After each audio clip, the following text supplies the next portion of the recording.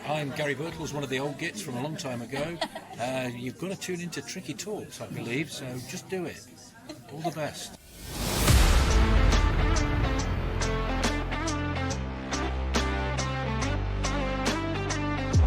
Robertson, the first time we've seen them attack them, and there's Francis! Well, that's what I wanted to see Robertson do. And still Robertson, getting his shot in, and a goal! Robertson!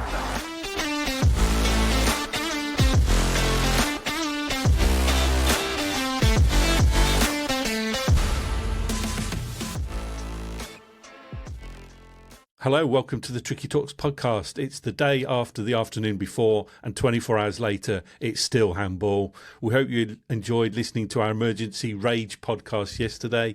Here to discuss the game a little bit more is Chelsey. How are you doing, Chelsey? You missed it yesterday. You missed the other two having a right old moan.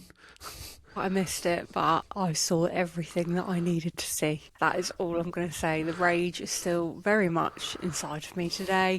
So I'm very looking forward to just debriefing, getting it all off my chest. And you'll have your moment. You'll have your moment in a minute, Chelsey. But first of all, Kate's here as well. Have you managed to calm down a little bit, Kate, or are you still furious?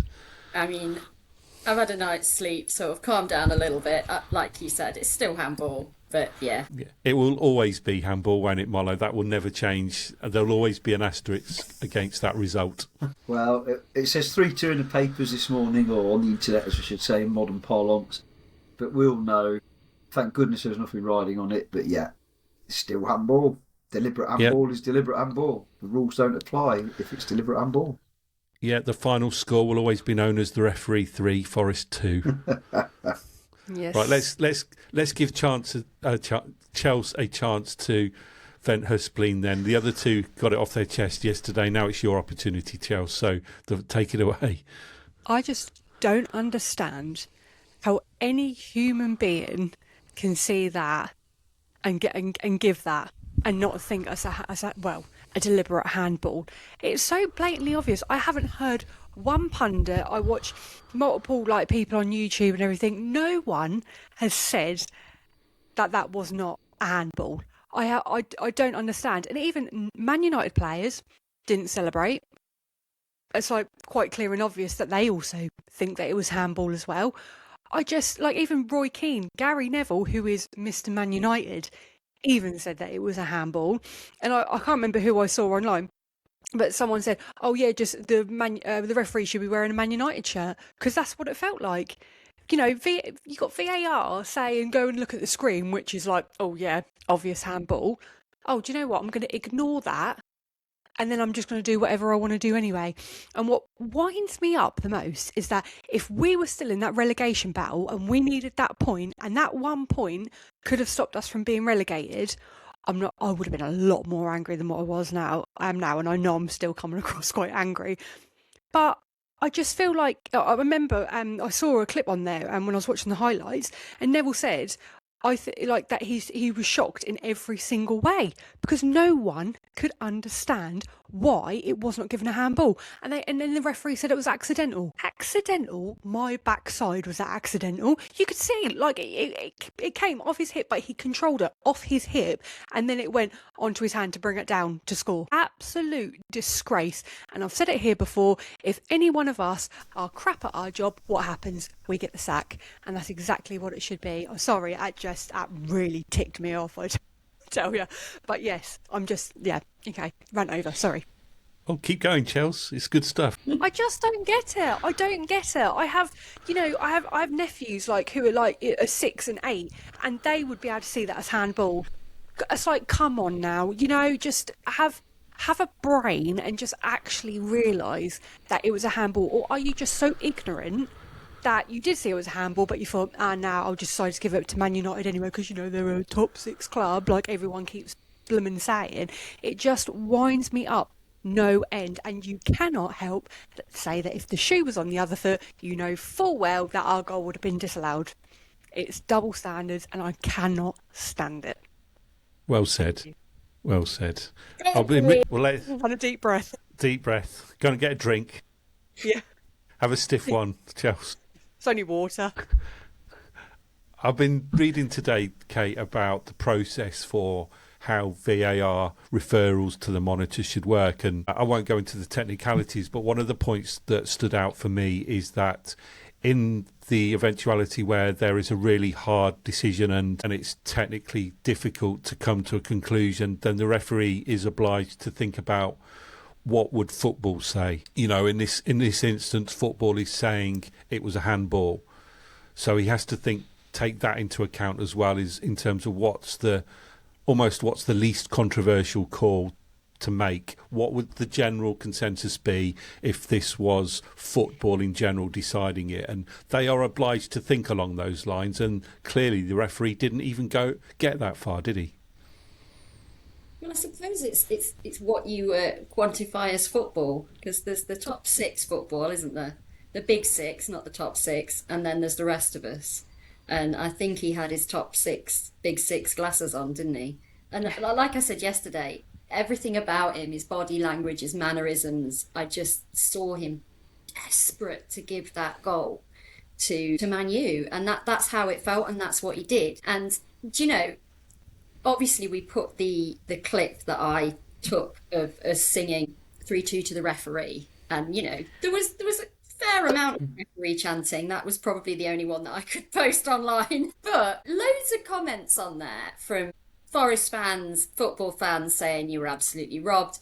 And then comments on there from the Man U collective saying, well, you got off lightly. It should have been 6. We could have scored this. We could have... But you didn't. Yeah, how you know? humble of them. Like, you could say that about any number of games, any number of fixtures. Oh, you could have. I mean, look at when we were having, I don't know, umpteen shots on goal. I know they weren't all real, or it didn't feel like they were, but, you know, we could have had. The score was the score. They won by 1 goal, and 1 goal should have been ruled out for handball, according to pretty much everyone that doesn't wear those big 6 glasses. So if you're thinking about football and what's fair and what's right, then you absolutely give that as a handball. If you're thinking about, well, we think we'd quite like Manchester United to finish on a few more points, then you do exactly what that referee did and give them an unfair advantage. I just don't understand why he didn't look at the monitor. That's what I can't get my head around. He did. And I'm not... Well, he did did look at the monitor, did he? Yeah, he did. That's the point. That's what makes it worse. I didn't see that on the highlights. Wow. Yeah, he did. stood there for ages, Chelsey. He stood there looking at it. And How did I miss that? Yeah, he stood there looking at it. And then he kind of did this thing where he sort of started to edge away a little bit from the monitor because he knew he was about to say something absolutely outrageous. So he saw it, Chelsey. He saw all the angles. He saw the freeze frames. He saw the slowdown. He saw him hold it to his hip. You know when you're trying to get something to the car, when you've been to Lidl and you forgot to put them in the boot, and you've got things under your arms and all down, and you're holding them on your hips. Yep. Accidentally do that, do we? No, that's exactly all what it the looked like to me. It looked like he'd got a loaf of bread too many that he couldn't carry, and he was holding it on the side of his hip. Load of rubbish. Wow. And that was the thing, Chelsea, as well, that VAR told him it was a handball and to go and review it. So VAR, as we said yesterday, VAR did their job properly. Yeah, exactly. I've heard people slating VAR, and I'm a bit like, well, VAR's not the problem in this situation. It's the ref. I'm sure he's an absolutely, lovely bloke, and I'm not dissing him as a human being, but the decision that he made was absolutely wrong. And and no one is arguing against that. And of course, bless you, Man United. But hey. Yeah, let's go back to that infamous tweet that Forrest put out at Everton, Mollo, and where it got several 100 million views, and it kick-started a process where that was reviewed on this TV show that Michael Owen was talking with Howard Webb several days later, where they reviewed it. You know, those 3 penalty incidents that were the talk of at the time. I haven't yet seen anything relating to this incident yet. I think it's probably too soon, but I'm waiting for some official statement come out admitting they were wrong or the referee was wrong. That's what I would like to see now. It doesn't take anything away from... It's no consolation because we're never going to get a point back or anything, but they need to admit that the referee was wrong, and the referee needs to be suspended from this week's Premier League games for making just a basic incompetent error. Yeah, I agree with all of that. I think I'm not one for sacking people left, right, and centre as a rule in terms of people working their way up to the top of their job. But what this referee needs to do this summer is go out and play football and learn how the game works rather than just following stuff he's read on paper, because he's clearly never played football. And I said it last night, every Sunday league player in the country is watching that going, how has he got away with that? Yeah, it was a beautiful piece of control, but it was illegal and it wasn't accidental. So the argument that the people keep putting out there about it hit his thigh first and it's not an accidental handball, so it's a free kick, full stop. But I want to take a slightly different tack. The apology when it comes means nothing, though, Simon. I couldn't give a monkey about any of that anymore. It's gone. We take our medicine. We have a good rant about it. But I've used for analysis. I always read opposition comments. I've got to read 2 short Man United comments to you just to show the opposite side, because not all Man United fans are idiots, to be fair. Outside the ground, they were like, yeah, that was a bit ropey. But there's a guy, or I don't know if it's a guy or a girl, to be fair, but the picture looks like a guy. Chet T on the Man United Analysis review said, great entertaining game. I felt a bit shameful celebrating that second goal, but really and truly it shouldn't have mattered if we finished our chances. That's true to an extent. Yeah. But then 2 comments down, Matty G, whoever you are on Analysis, good game, ref was great. You forgot to say, for you.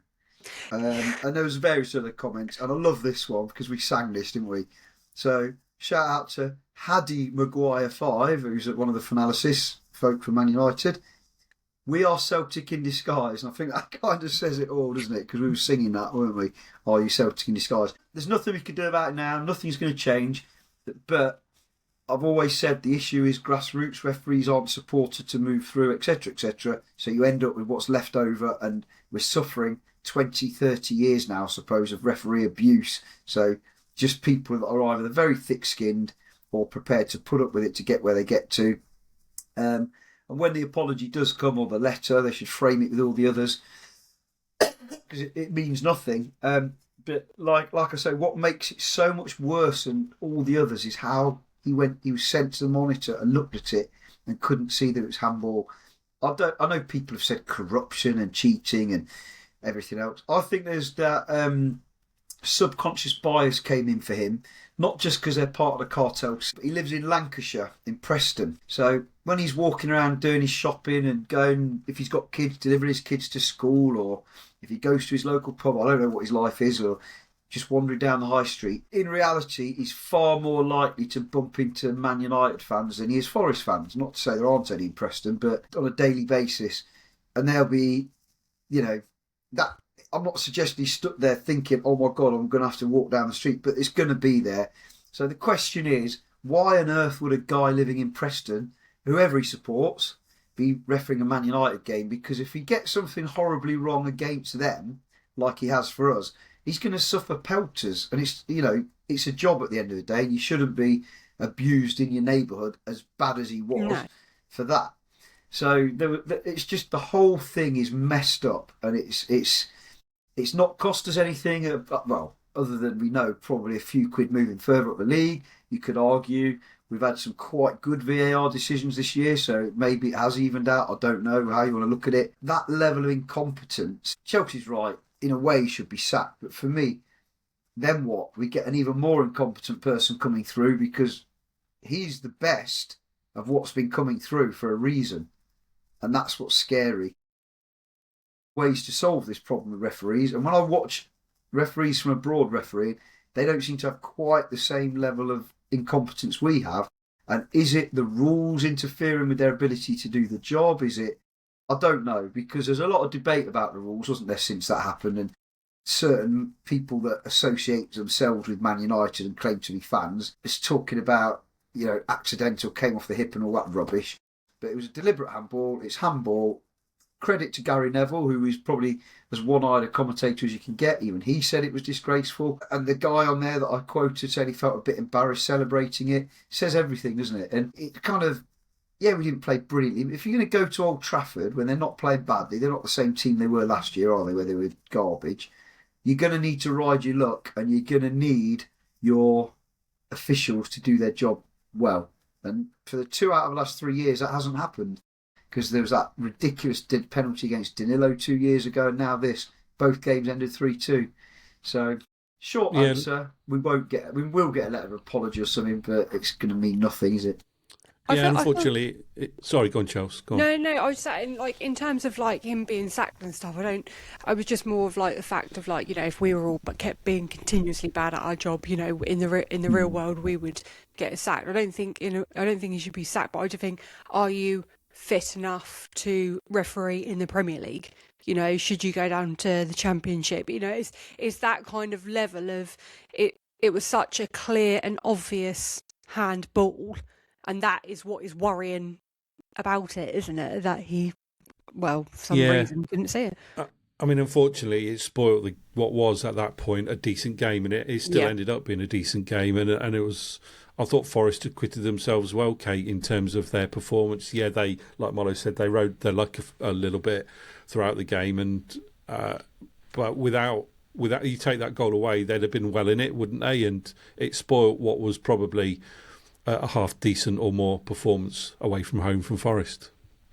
Yeah, I think we were doing okay. You know, at half-time we were 1-0 down, but we didn't feel like we were getting absolutely battered. We didn't feel like we were out of the game, and that was something, you know, we commented on. You know, we felt there was something to bring to that game in the second half, and we did. And I do think that the injustice of it did put a bit of extra life into them, but equally we were able to get at them at times. You know, it was end to end, a lot of it. There were a lot of chances for both teams. It wasn't all one-way traffic. And towards the end, we all hoped that one of those chances was going to hit the back of the net, because you felt we deserved at least a point out of that. And there were some really strong performances. You know, I know you spoke a little bit last night on Door on Tour about Dominguez. I absolutely loved him yesterday. I thought he was fantastic. And, you know, I always go on about the player that catches my eye. That was very much Dominguez. You know, Dominguez and Anderson together seems to be a really nice combination. You know, we all had a bit of a moment when Morgan came on at the beginning and he wasn't wearing his mask before it kicked off. And I had a bit of a maternal moment where I turned to the woman next to me and went, well, he needs to put his mask on, doesn't he? You know, where's his mask? Somebody get him his mask, because I don't want him.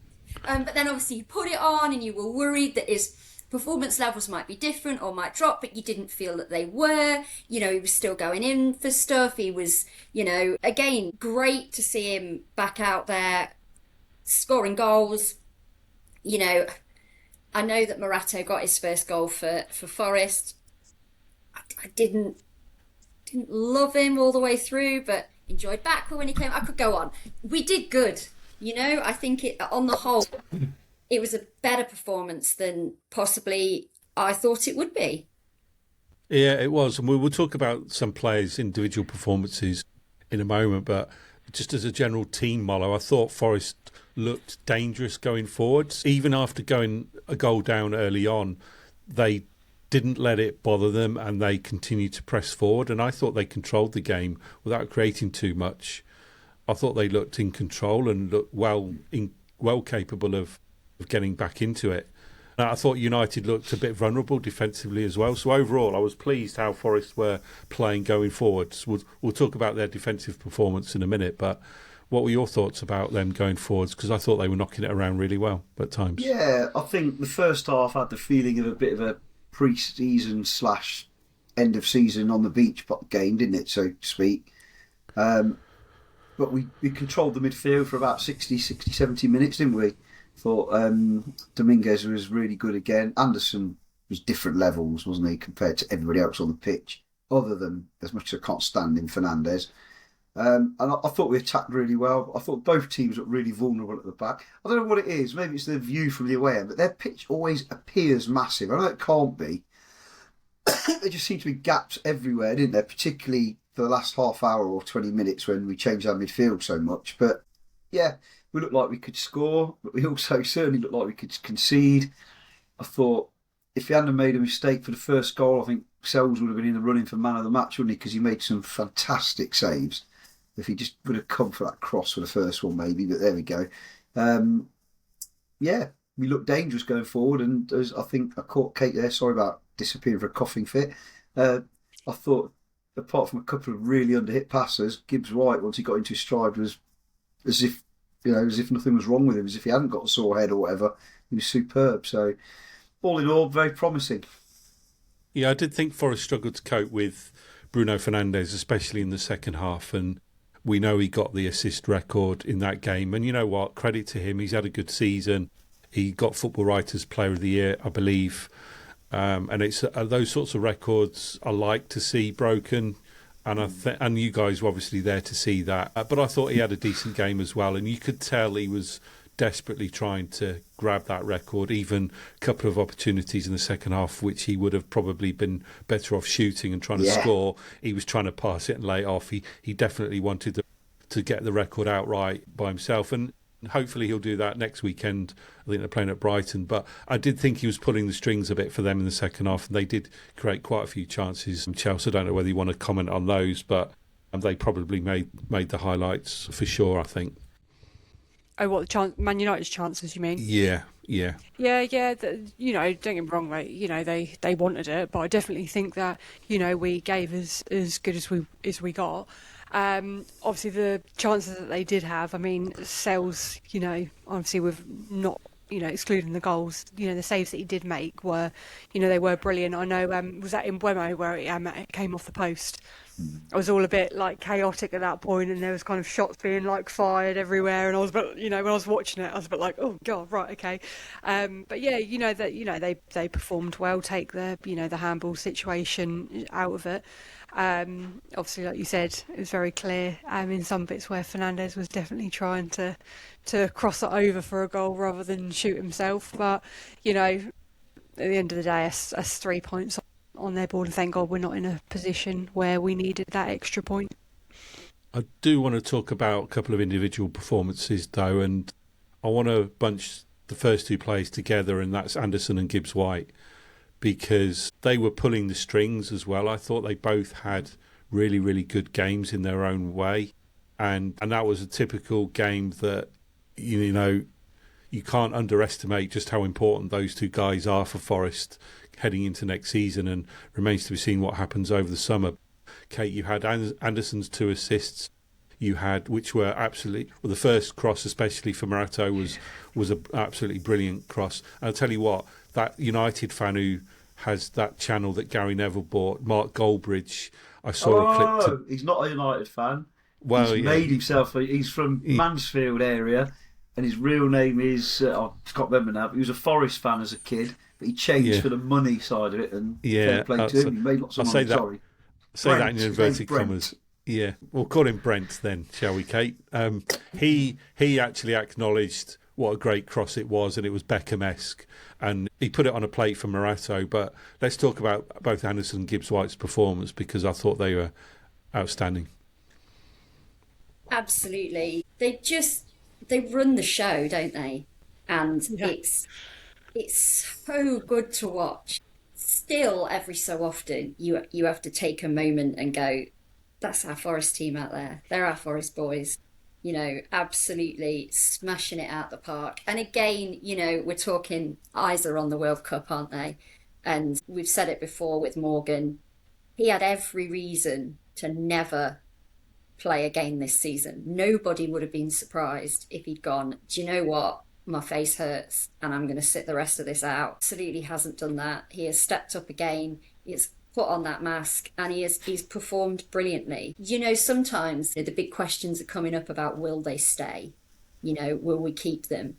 And do you know what? One of the biggest draws for both of them staying has to be them playing together, because they're brilliant, and the way they feed off each other is an absolute joy to watch. So yeah, and like you say, the cross for Morato was absolutely inch perfect, wasn't it? Absolutely inch perfect. It wasn't Beckham-esque though, it was Robbo-esque. Fair. I'm sure he'd take that. But yeah, and just skill like that, it doesn't come every day, and it was brilliant. Yeah. I'm going to ask this question to you first, Mollo, but I'm interested to hear your thoughts as well, Chelsey and Kate, because I know you've got to go shortly, Mollo, and due to your son's birthday. So happy 21st to George. Happy birthday. But which of the two is more important to Forest out of Anderson and Gibbs-White? It's a really hard question. I've been debating this one, and I'm honestly struggling to find an answer. But in your eyes, which one is the more important to making Forest tick or the team tick? Where do you sit on that one?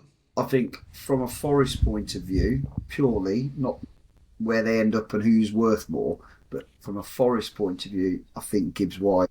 I'm not saying he's a better player or he's worth more. They're both absolutely fantastic players. And Kate's nailed it there. They almost have become a bit of a partnership together as well. But I just think what he brings is irreplaceable. Whereas what Anderson brings is irreplaceable in one player, but you can rejig your midfield by a couple of really good players and share the workload instead of him carrying so much of the workload in midfield on his own at times. You know what I'm saying, don't you? And that's all I can say, but I just don't want him to go because the next step of his development, I wrote an article about it last summer, was to see more assists, more goals. Well, we're seeing that now, aren't we? He's got everything. He has not got a single weakness in his game now. And of course he could score more goals, but like you say, 2 assists, but one of those assists was better than Beckham, as you say. It was Robbo-esque. It was absolutely inch perfect, and the curl. What was funny, and I can't have been the only one because everyone around us, I bet Kate will remember this now. When we took, I think it was a corner, wasn't it? And they took it to Anderson. It didn't look a good pass. It turned it into a 50-50. And we're like, and he turned his man, put that across. Yeah.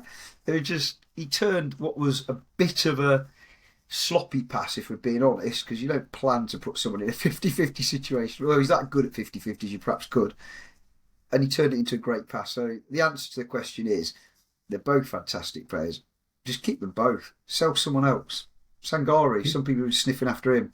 He can go for 30 or 40 million. He's a good player, but he's very replaceable by somebody like Dominguez, for argument's sake.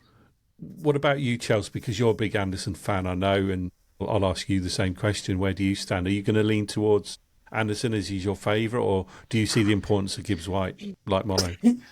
Is trying to look at them as like all-rounders, and they are both all-rounders. They are outstanding. They are naturally talented, and I agree with Mollo. I 100% want to be able to keep them both.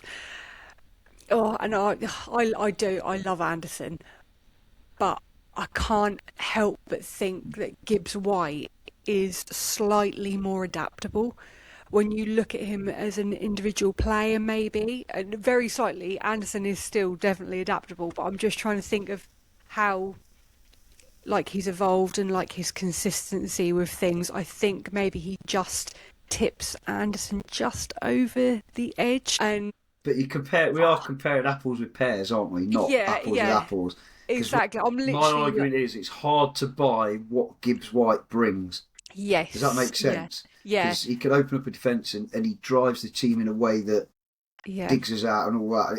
And he's got that magic dust, hasn't he, sometimes? Yeah. And that's the thing. I'm trying to find like the most finest little differences between them as players. But like even like Gibbs-White's goal, for example, like obviously I know it was Anderson's cross, but it was almost like give it here kind of thing. And then he took it early. The keeper was on the back foot, and he surprised them all. And it's just them little things that he can just do. And it just it's just so natural, and that's like stuck between a rock and a hard place trying to make that decision, isn't it? Yeah, it's Kate, you go. Kate, do you think it's like trying to choose between your children? Who's your favourite? Someone I would never do that. Children treated equally and loved exactly the same. Yeah. I wouldn't say that if you're watching kids. I have to agree that the obvious answer to that question is Morgan Gibbs-White, because we've built our team around him and our style of play. We've spoken many times about him being our talisman. He's also our leader. They all look to him, everybody in on that pitch looks to Morgan Gibbs-White. And also we've seen what can happen when Morgan Gibbs-White doesn't play, and it did not make for good watching. The other thing I think with Morgan is he has an opportunity right now to become an absolute Forest legend if he hangs around, because we love him and he's brilliant. And, you know, in general, players don't stick around these days, do they? And if we do manage to keep Anderson, and I hope we do, because none of what we're saying about Morgan takes anything away from what an absolute baller Anderson is, and how amazing he is, and how much we enjoy having him as part of our squad. You know, it is a very difficult question. But I do look at Morgan and I do think he could be that player that sticks around and becomes an absolute legend. And I hope he does, because we love him and he's playing his best football and he's absolutely flourishing in what has been a difficult season, let's be honest. So I'm going to go with Morgan. I'm going to hope he hangs around and becomes that player and that legend that we all want him to be. Got a question for you, Kate, about Morgan. Go on. Do you think the Wolves fans still think we overpaid for him?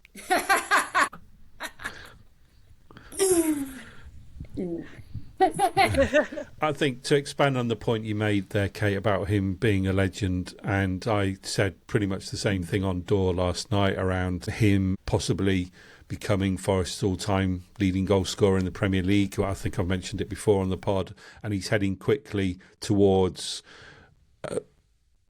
being a solid selection for Forest's all-time greatest 11 kind of team if he carries on the way he's been playing. So I think everybody's got valid points about why they think Morgan Gibbs-White is more important, and for me that is probably why, because he's heading quickly towards that, whereas Anderson is not yet there, I don't think. We all recognise his abilities and his value and how he's slotted into that England team like he's been there for absolute years, and he's going to have a great World Cup. But I think, Gibbs-White, in terms of being important to Forest, I think he probably sits above Elliot Anderson at this moment in time. But another player who's important to Forest at the weekend was Morato, surprisingly enough, getting his first goal for the team.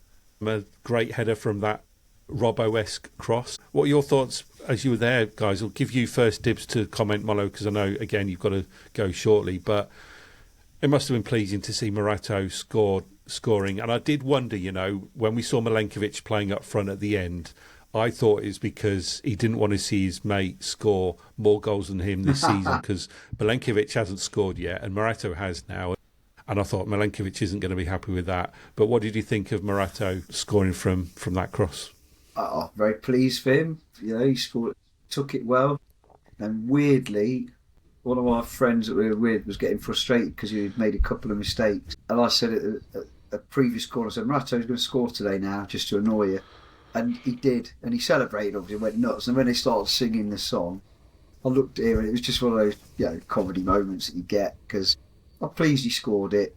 He showed everything about himself in that game, didn't he? From some terrific heads, terrific tackles, a couple of really good passes, to also clumsily kicking fresh air when he was about to clear the ball, losing his man. He's a young defender learning his trade, and I just wish he'd learn a little bit faster, if I'm being brutal. But I think the stick he gets is over the top. He really, if he was learning his game, the type of defender he'd be better playing alongside Murillo in terms of the partnership, the way you'd expect it to work better, because he's not the quickest, and neither. But you've got to deal with the cards you've been dealt. And obviously Jacques Cunha looked really promising, but has dropped off a bit after his stint playing as a right back, so perhaps that's part of the thinking. But I'm delighted for him to get a goal. Delighted for anyone to get a goal at that point, because it was raging. It was just very nice. Yeah, one player who perhaps didn't live up to expectations, and unfairly so, I think, because he's been playing all right recently, was Nets. I think he got exposed a little bit at full-back against the top quality side. But what were your thoughts seeing his performance firsthand? It was difficult to keep track on the TV, Kate, but what did you make of Luca Nett's playing against a top 3 team away from home. Yeah, defensively lacking is how it came across. But then maybe that is unfair. You know, Molo's just said young players learning their trade and all that, and so there are going to be areas of his game that are lacking, and he'd had a couple of really good spells, but I guess we were on top and winning those games, and that one was a bit different. So yeah, work to be done. I still think massive potential, but yeah, not defensively, not as strong as we might have liked him to be. Does he remind you of anyone who we signed a few years ago as a right back when he first played for us? Stop it. No, genuinely. That's what I said when we were talking about the game. The things he lacks are the same things Nico lacked when we first signed him, aren't they? And look at Nico now. So, that's a big statement to make, but he's good on the ball, isn't he? Yeah, and I'm not by any means getting on his back. I still think he's a player with a lot of potential, and it was a difficult game for so many reasons. Like you said, it had that feel to it of being a bit of a end of season, pre-season, not a lot on it. And, we said that ourselves, didn't we, on the concourse before the game? It was a really difficult game to get up for. We've had the whole Europa thing happen. We know we're trudging into the end of the season. I do think it's also affected by the fact that we know our last game is Bournemouth. And so it was difficult for us. So it must have been difficult for them. And yeah, let's keep going with him. Give him a chance, but yeah, there was definitely a weakness exposed in terms of his defensive prowess, shall we say? Okay, shall we do a Molo's moment if you have one, Molo? It's got to be, hasn't it? Gibbs-White's goal, absolute class. That finish was on another level. When the ball came in, I actually initially thought it was like a double take because I wasn't ready for someone to shoot, let alone the keeper. The keeper didn't move, did he? And that's no disrespect to the keeper. Just to take it the way he did, that's the form he's in, though, isn't it? Nearly everything he's doing seems to come off. So for me, it was that comfortably. Just 'cause it was such a good moment. That shame it didn't transpire to be the part of the comeback. But a 3-3 draw that Des said it could be before the game. Yeah, and Morgan Gibbs-White's done all he can now to get in that England squad because it's announced on Friday. He can't do any more, can he? He's surely got to be in that squad. If he's not in that squad, then you can probably bracket Thomas Tuchel with Michael Salisbury in being incompetent. Don't you think, though, he's playing at such a level now that, to me, the conversation isn't should he go. The conversation shouldn't be should he go and be the best number 10 that we've got in this league to back up Bellingham. The conversation should be should he replace Bellingham and they accommodate Bellingham somewhere. I think Bellingham's a world-class player, but at the moment, Gibbs-White is putting in world-class performances and has done for a couple of months at least, or since January. So for me, that should be the not is he better than Palmer or Foden or Rodgers and all these other players that are really good players, but are levels below him at the moment. I think if he does make the squad, I think there's a good chance he'll get some game time because of the heat in the US and Canada and Mexico. They're going to have to make regular substitutions. They're going to have to rotate the squad. They've got a lot more games to potentially play because it's a bigger tournament. So I think there is a role for Gibbs-White to play if he gets in the squad. And of course, we left him or he used to pick what's his name at Newcastle, didn't he? So Gordon. Who would you have on the left at the moment? Him or Gordon? Yeah, you'd have Gibbs-White, wouldn't you? Clearly, all day long. Yeah, I mean it's great. We hope he makes the squad, and Anderson's going to make the squad. But don't forget, we've got Chris Wood in the New Zealand squad, Tyler Bindon in the New Zealand squad. Sangare is going to the World Cup as well. Unfortunately, Matt Sells isn't, which is a decision I can't understand for the life of me why he's not in the squad. So that one's just as baffling. So there are going to be some Forest players in the World Cup to keep an eye out for. Shall we do our penultimate man of the matches then of the season so far today? Yeah. Go on, you kick us off, Kate. I'm going Dominguez. I don't mind being on my own on that one. I'm going Dominguez. Right, Dominguez, Molo, who are you going for? Anderson. But that says a lot about our midfield, doesn't it? Dominguez and Anderson, first two shouts. Yeah, I'm going for Anderson as well. Right, excellent stuff. Right, just to round off Man United then, we did put out a fun little poll on Instagram, didn't we, to ask our followers if they thought it was handball or not. Does anyone want to read out the results? I've sent them into the chat. Have a look. So read the options, Kate, and I will do. the results for each. Okay. So the question was it handball? Wow, what a tricky choice. Yes, it was handball, 58%. I carefully weighed the options. Yes, got 26%. On the fence, but yes, got 1 vote. And then after extensive research, yes, got 2 votes. So I think we can safely say There we go. Yeah, just a little. So we're going to start running more regular polls now, aren't we, to engage with our followers and share on the pod. Right, thanks for that, guys. Kate, have you got a quiz for us this week? I do have a quiz. Excellent. We'll try and squeeze it in before Molo has to go. So I was going to say, squeeze it in. Molo's going to have to go as soon as you read the quiz out, so he's going to have to spend I don't think he is. days, a week or so. Ingrained on his memory. Yeah. So, simple question. When is the last time Nottingham Forest won a match against Bournemouth? I remember that game. I knew you would. Yeah, I paid twice to get in. Did Oh, you? I know the one because you've told the story before. Yeah, where they lost my tickets. So I had to pick them up. They didn't have a clue, so I luckily I paid again and went in. Is it really that long? Well, on that note, then thanks for that, Kate. We'll come back to that one. Right, so Chelsea's dropped. Unfortunately, we've also now lost Molo. I think he got scared by your quiz question, Kate, didn't he, in terms of not knowing the answer. But before we draw to a close and get the answer to your quiz, let's talk a little bit about Bournemouth. And it is the last game of the season. What are your expectations or objectives even coming out of that game? There's nothing to play for much in terms of league position now. But what would you like to see come out of that game? Because Bournemouth, don't forget, are trying to get in the Champions League, so they're going to be well up for it. You'd like to think, given the fact that Bournemouth are also our bogey team, and they're not just going to simply roll over and let Bournemouth win, but hopefully they won't be like that. Do you expect a competitive game, or what are you hoping to get out of it? I do expect a competitive game. I know we have an awful record against Bournemouth, and isn't it, like you said, just an absolute treat that they now need to win this to potentially get Champions League. So they will be definitely wanting to. But you know what's a really good example? You know, we were listening to the West Ham and Newcastle game on the way home, and there was an element of you that kind of wanted Newcastle to do that, you know, to just let them have that, because, you know, it puts more pressure on Spurs and it makes that whole relegation battle a bit more interesting. And, you know, and they didn't, did they? You know, Newcastle bossed it and they won it. And I expect the same of Forest, because the City ground will be rocking. It's the last game of the season. You know, let's go out with a bang. And we do have to also accept that it could be the last time we see Elliot Anderson in a Forest shirt and some others.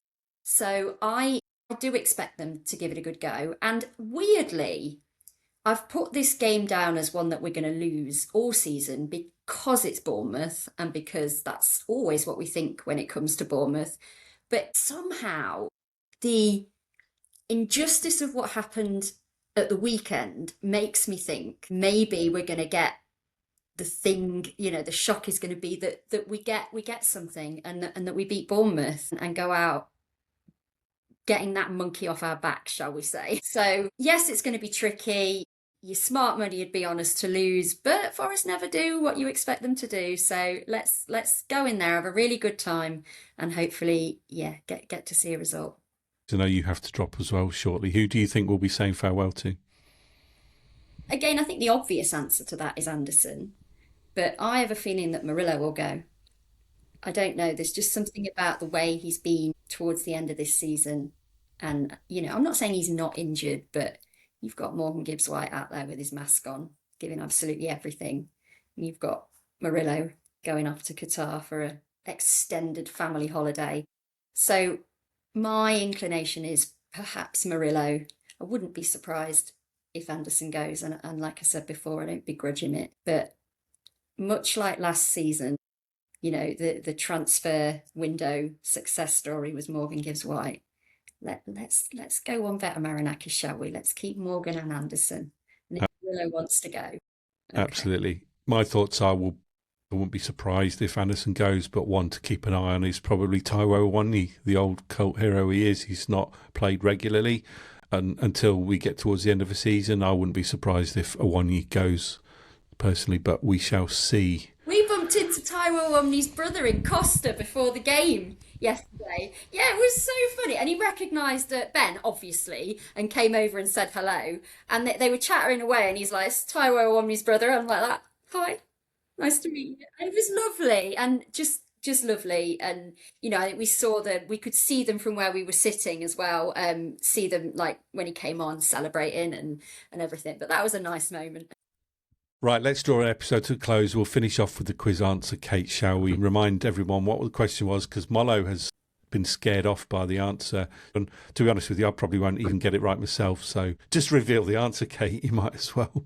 So if I've got this right, and it does seem slightly improbable, on this season we did the double over them. So we beat them away and then we beat them at home. But the home game came later. So that means the last time we beat Bournemouth was the 25th of February, 2015.